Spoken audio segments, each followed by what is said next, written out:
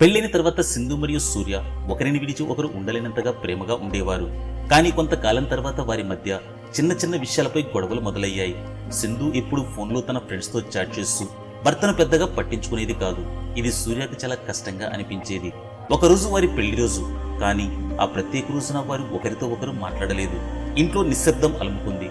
సాయంత్రం సమయానికి door bell మోగింది. సూర్య లోపలికి వచ్చి, ఈ రోజు తినటానికి ఏమైనా చేసావా, లేక బయటే తినాలా అని అడిగాడు. సింధు ఆ ప్రశ్నకు చిరాకు పడుతూ, ఈ రోజు మన పెళ్లి రోజు, కనీసం నీకు ఇది కూడా గుర్తులేదు అంటూ ఆ ఇద్దరి మధ్య మళ్లీ గొడవ మొదలయ్యింది. ఇద్దరు పెద్దగా మాట్లాడుకుంటుండగా బెడ్రూమ్ లో ఉన్న సింధు ఫోన్ మోగింది. సింధు ఆ ఫోన్ తీసుకుని హలో అని పలకగానే, నేను పోలీస్ స్టేషన్ నుంచి మాట్లాడుతున్నాను, ఇది సూర్య వైఫ్ నంబరా అని అడిగాడు. సింధు అవునని సమాధానం చెప్పింది. ఆ వ్యక్తి, సారీ మేడం, ఈ రోజు మధ్యాహ్నం జరిగిన రోడ్డు ప్రమాదంలో సూర్య మరణించారు, దయచేసి కన్ఫర్మ్ చేయడానికి రావాలి అని చెప్పాడు. ఆ మాటలతో సింధు షాక్ అయింది. అది ఎలా సాధ్యం, నా భర్త నాతోనే ఉన్నారని చెప్పింది. కానీ ఆ వ్యక్తి, ప్రమాదం మధ్యాహ్నం జరిగింది, మీరు తప్పకుండా విచారణకు రావాలి అని చెప్పాడు. ఆ మాటలు విన్న సింధు భయంతో వణికిపోయింది.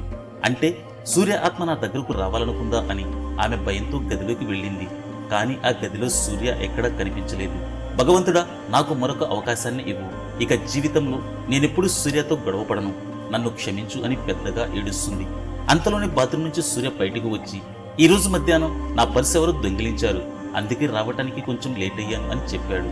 సింధు ఆశ్చర్యంతో అతన్ని చూసింది. తన భయాన్ని బాధను వదిలి సూర్యని గట్టిగా కౌగిలించుకుంది. ఫ్రెండ్స్, జీవితం మనకు ఎప్పుడు రెండో అవకాశాన్ని ఇవ్వదు. జీవితంలో ప్రతి క్షణం చాలా విలువైనది.